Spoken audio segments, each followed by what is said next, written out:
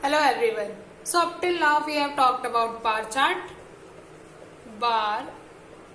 chart. The second one is milestone chart, and the third one is work breakdown structure. Now if you remember, क्या है ये सब? Work breakdown structure. Okay? तो पिछली 3 video में हम ये 3 चीजें डिस्कस कर चुके हैं. The fourth one is network analysis. लेकिन द पॉइंट इज कि ये सब चीजें है क्या? तो हम बात कर रहे थे टूल्स ऑफ प्रोजेक्ट मैनेजमेंट के बारे में. ठीक है, टूल्स ऑफ प्रोजेक्ट मैनेजमेंट हम डिस्कस कर रहे थे और ये हमारे टूल्स है. फर्स्ट हमने बार चार्ट डिस्कस किया था, उसकी कुछ लिमिटेशंस थी, उनको ओवरकम करके हमने माइलस्टोन चार्ट में मूव किया. ठीक है, फिर माइलस्टोन चार्ट से हमने कहा मूव किया? नेटवर्क एनालिसिस में मूव किया. Work breakdown structure is totally a different scenario.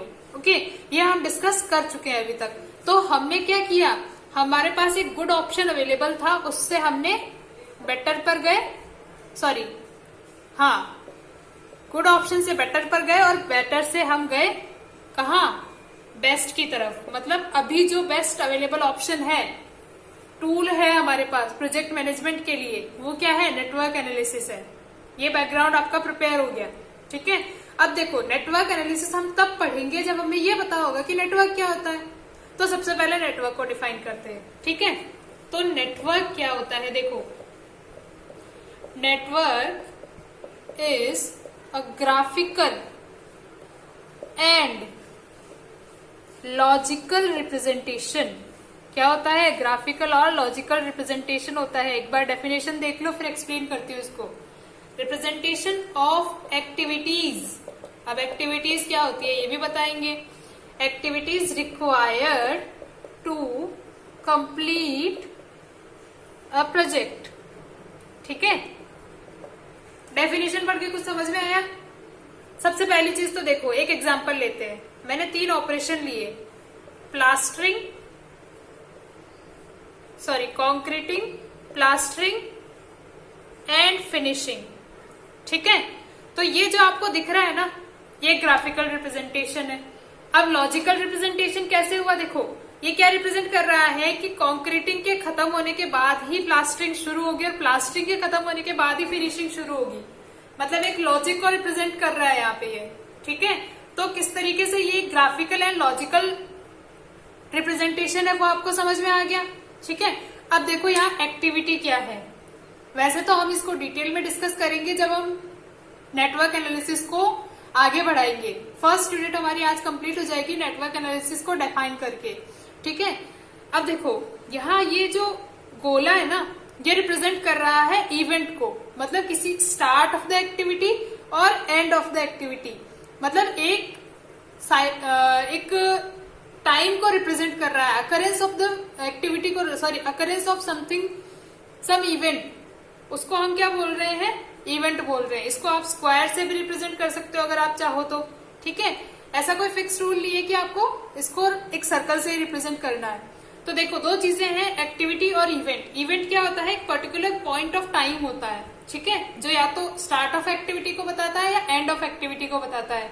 ठीक है, ये एक पर्टिकुलर पॉइंट ऑफ टाइम है, इसमें कोई रिसोर्स वगैरह कंज्यूम नहीं होते हैं, just for the starting point of view. इतना ध्यान रख लो.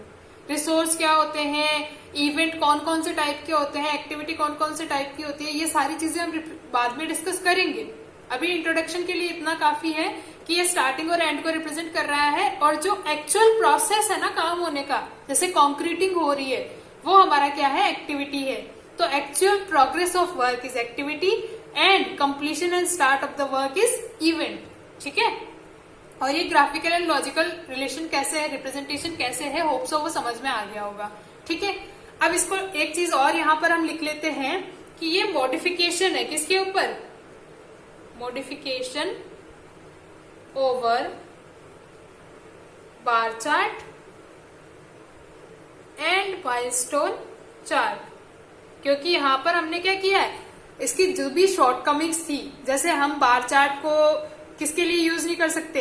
प्लानिंग के लिए यूज नहीं कर, कंट्रोलिंग के लिए यूज नहीं कर सकते. सिमिलरली हमारा माइलस्टोन चार्ट जो है डिफरेंट एक्टिविटीज के बीच, सब एक्टिविटीज के बीच में इंटर रिलेशनशिप को एस्टेब्लाइज नहीं करता।